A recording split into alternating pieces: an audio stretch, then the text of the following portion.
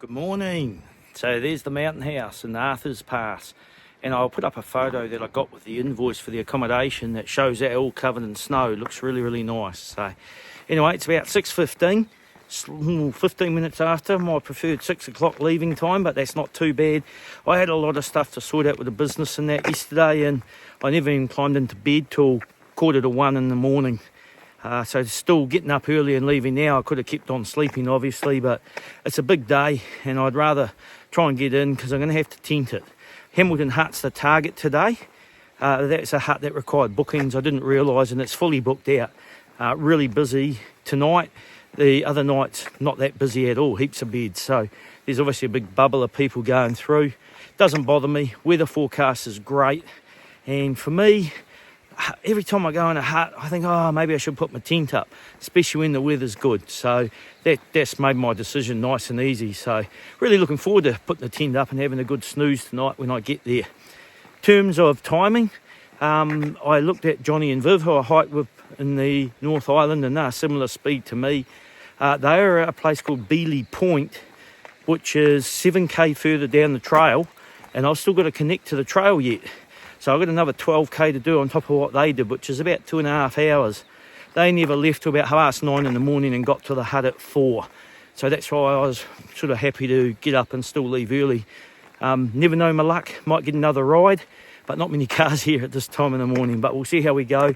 But I think it's probably going to take me about an hour to walk down this road and reconnect on the trail where I left. Anyway, looking forward to getting on to the next section of this walk, and I'll show you as we go. Bye. One issue I haven't really mentioned, and it's only really happened to me since I've had a lot of river crossings, is movement of the inner sole inside my hiking boot. And I think it's caused because I also have a second insert to deal with plantar fasciitis. I was really worried about plantar fasciitis. I talked about that on 90 Mile Beach when I left. I haven't had any plantar fasciitis since I left. Whether it's because of those inserts, I don't know. But they're quite a slippery insert, and I think that's what's causing the inner sole to slide forward when my foot gets wet in these river crossings. And what it's been doing, it's been scrunching up at the end of my boot, and it's sort of crushed my toes a little bit and rubbed a bit of skin off the end of my toes. You know, they're pretty raw when I got in yesterday. So I'm actually taking the plantar fasciitis insert out just to see how I go, and if it comes back, giving me a lot more room. My boots feel so much more comfortable, so we'll just have to see how that goes today. Either way, I'm going to spin the camera around soon because I'm walking pretty much out to the east, and there's going to be a beautiful sunrise as I go out. Hopefully, once I get around this corner, we'll get a better view of the sunrise. See ya. Well, I almost walked the whole way, but still saved me 15 to 30 minutes. Lovely guy Graham picked me up and gave me a little ride. So that's the valley we came out of yesterday, and there's a little underpass that I walked under. So I'm now reconnected on the trail. Let's go. So when I came out yesterday, obviously we came out of that valley. I started walking down this road and realised I needed to get over here and go up the road there to Arthur's Pass, and I actually started bush bashing.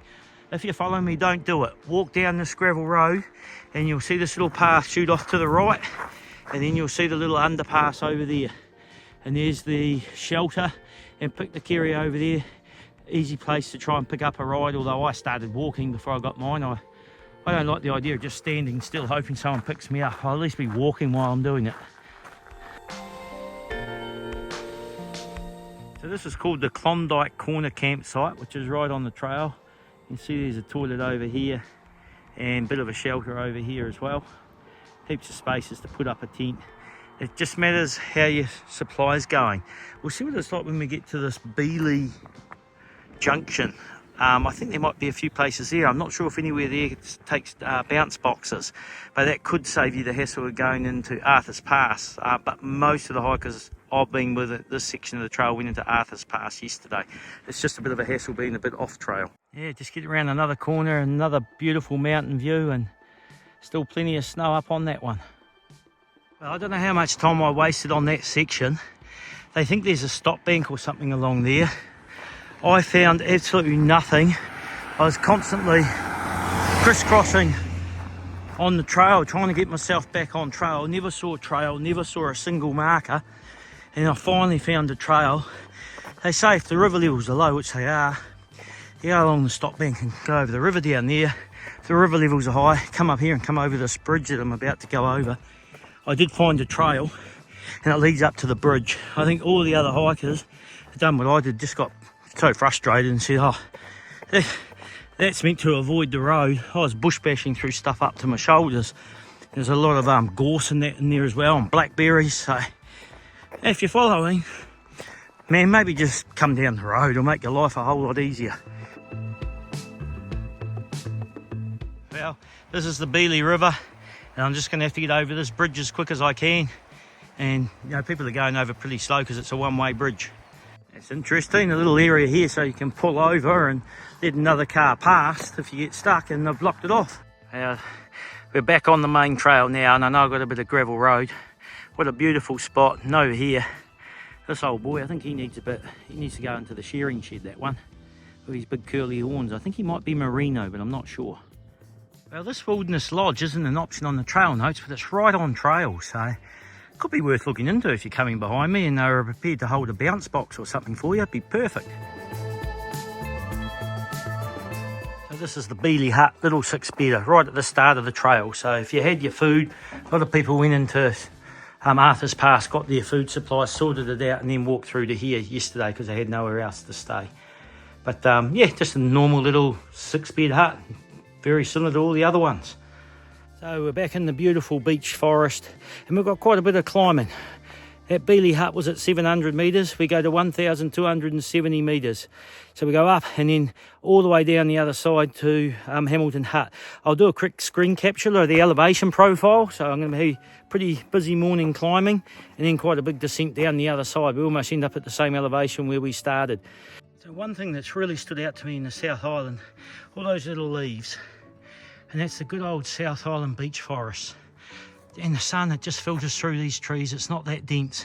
I've never really seen much of this in the North Island, but this is just beautiful, and it's really stood out. I really noticed it after I finished the Nelson Lake section, and I started that section over Harper Pass. That was just amazing section, and here's more of that beautiful beech forest with a bit of moss in there as we go as well. Just lovely. So we've climbed up.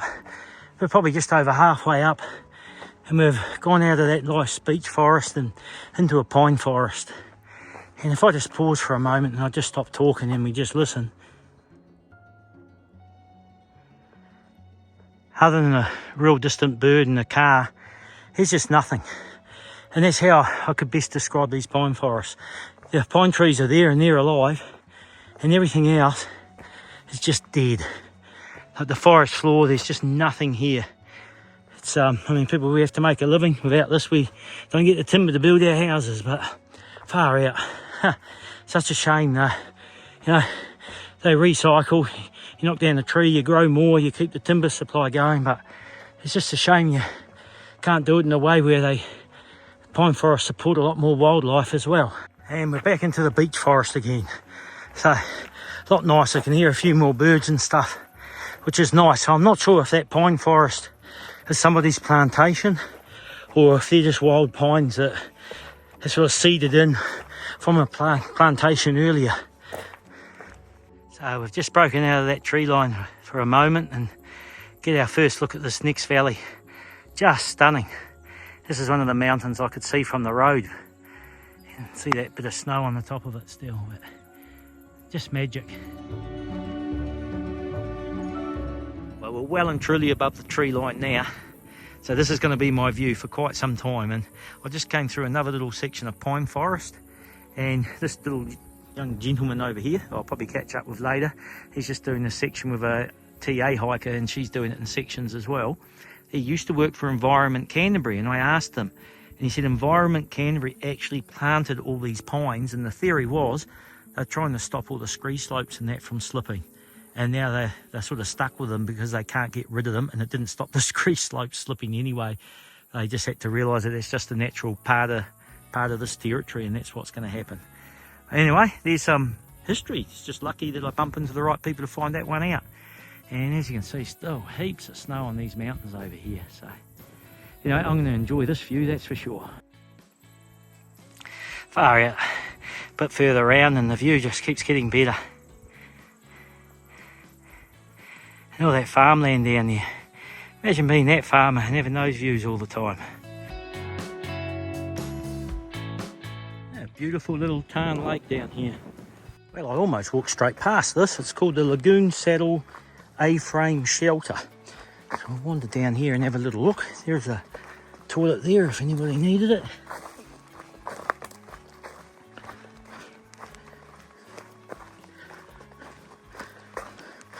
I guess it'd go right in the snow with a steep roof.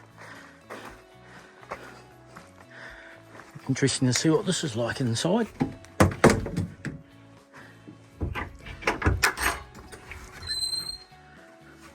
Yeah, there we go. Room for one.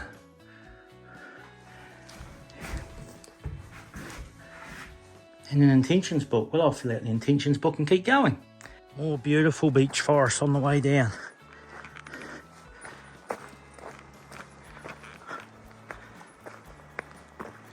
Well, every now and then you come across a tree over the trail, but yeah, that's a good one. Man, there's just big sections of hill in here just falling away. Pretty unstable. Well, back to the riverbed walking.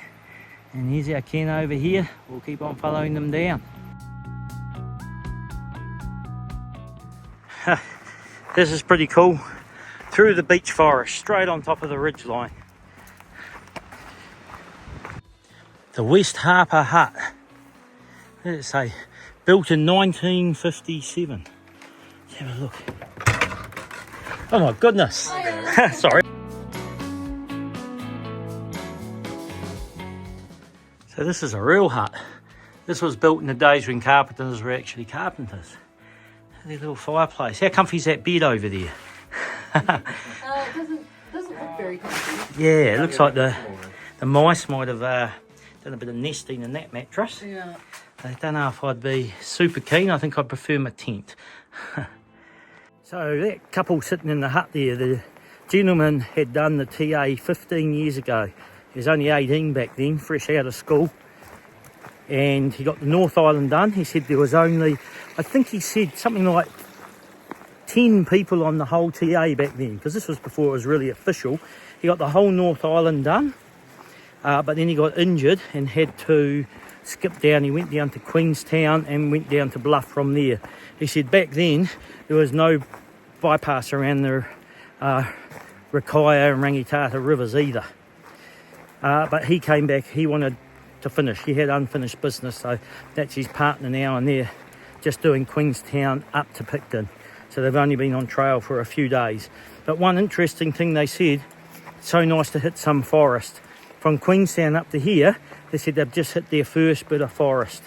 They said all the rest of this walk all the way down to Queenstown starts to get into open tussock country, which is what I was expecting. I was really expecting that in when you hit the Otago sort of district. Whoops, sorry, I'm tripping over here.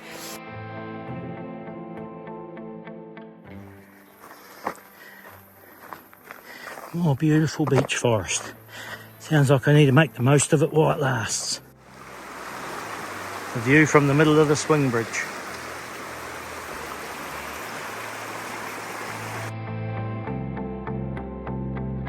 So, different type of swing bridge over Hamilton Creek. Oh, here we go. Hamilton Hut. That looks pretty flash. Alright, so we got into Hamilton Hut just before 4 o'clock. It's just before 5, so I had a good little break there. I've filtered 4.2 litres of water. So when I stop and camp, I don't have to worry about going down the river or anything and getting water and any of that. It's all filtered already. Had a good feed, had a tuna wrap and stuff like that. So that's put me in a good position. There was a local dock worker there. He told me where to go to camp and stuff like that, which is really good to have a bit of local knowledge. Alright, so here's the four-wheel drive track. So we just sort of follow this. And I think this is pretty much what we're going to have with multiple river crossings to the Trustpower campsite, which I don't think I'm going to make it all the way to the Trustpower site today anyway. But at least following this four-wheel drive track, it'll show you the best places to cross the river. So we're just following this four-wheel drive track down. I'm going to try and find a place called the Pinnacles, and just after that there should be a good camping spot.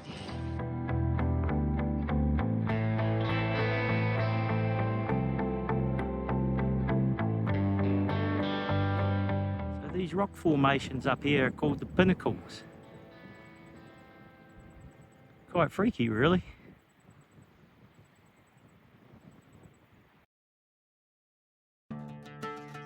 Sometimes you got to turn around and look behind. That's where we've come from. And this is all private property over here. You can see a road sidling up that hill.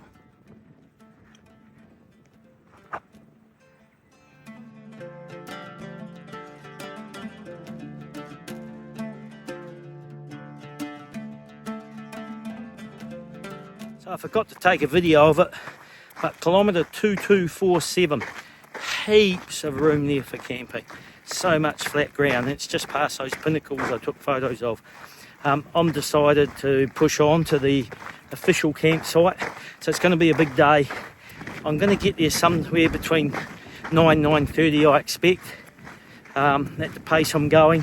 But when I get there is a bit of a shelter. I've just got to get my tent up, and there's a self-composting toilet, stuff like that there. So it's a long day, but oh no, it just means I just get up tomorrow. I've got about 29k and I'm done.